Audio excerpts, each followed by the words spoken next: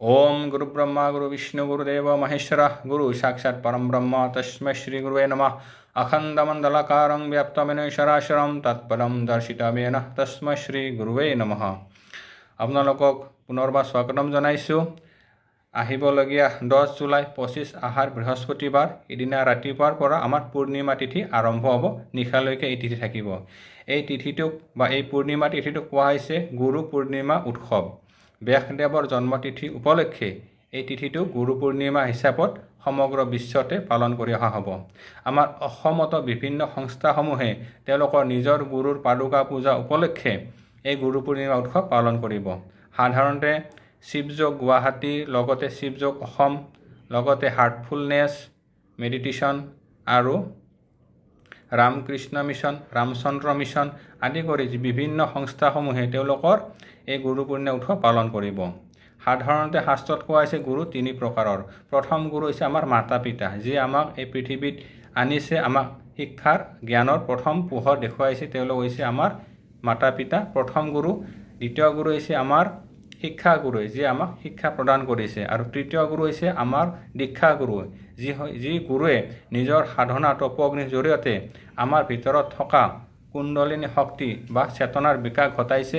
সেই গুৰুকে আমি প্ৰণাম কৰিছোঁ আৰু সেই গুৰুৱে হৈছে আমাৰ দীক্ষা গুৰু। গতিকে এই গুৰুসকল আমাৰ সদায় নমস্য ব্যক্তি আৰু এই গুৰুৰ কৃপাতে এজন ব্যক্তিয়ে এই জীৱনত সফল হ'বলৈ সক্ষম হয়, অৰ্থাৎ আধ্যাত্মিক বিকাশ হয়। গতিকে শাস্ত্ৰত কোৱা হৈছে যে গুৰুক ব্ৰহ্মা বিষ্ণু আৰু মহেশ্বৰৰ ওপৰতো স্থান দিয়া হৈছে।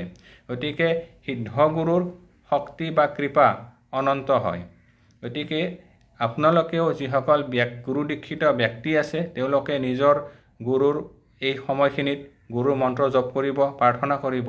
কাৰণ এই সময়খিনিত চন্দ্ৰৰ শক্তিসমূহ কলাসমূহ বিকশিত হয় আৰু চন্দ্ৰৰ লগত এই গুৰুৰ শক্তিসমূহ একত্ৰিত হয়, পৰমাত্মাৰ শক্তি এই পৃথিৱীত প্ৰবাহিত হয় আৰু গুৰু দীক্ষিত ব্যক্তিৰ ওপৰত এই শক্তি প্ৰবাহিত হয় আৰু সকলোৰে চেতনাৰ বিকাশ হয়। এই গুৰু কৃপাত এজন মানুহ ভগৱান তুল্য হ'বলৈ সক্ষম হয়, অৰ্থাৎ তেওঁলোকৰ আত্মাৰ বিকাশ হয়, আত্মা পৰমাত্মাৰ লগত সংযোগ হোৱাৰ এটি ৰাস্তা স্থাপন হয়। গতিকে এই গুৰু পূৰ্ণিমা উৎসৱ বিশেষ তাৎপৰ্যপূৰ্ণ। যিসকল ব্যক্তিৰ গুৰু নাই বা গুৰুৰ পৰা দীক্ষা পোৱা নাই তেখেতসকলে ভগৱান শিৱক যদি গুৰু মানি পূজা কৰে, প্ৰাৰ্থনা কৰে, তেতিয়াও বিশেষ কৃপা লাভ হ'ব। কাৰণ ভগৱান শিৱক দক্ষিণামূৰ্তি গুৰু হিচাপত কোৱা হৈছে, অৰ্থাৎ আদি গুৰু হৈছে ভগৱান শিৱ। গতিকে শিৱক প্ৰাৰ্থনা কৰিলেও তেওঁলোকে এই জনমত সিদ্ধ গুৰুৰ কৃপা লাভ কৰিবলৈ সক্ষম হ'ব।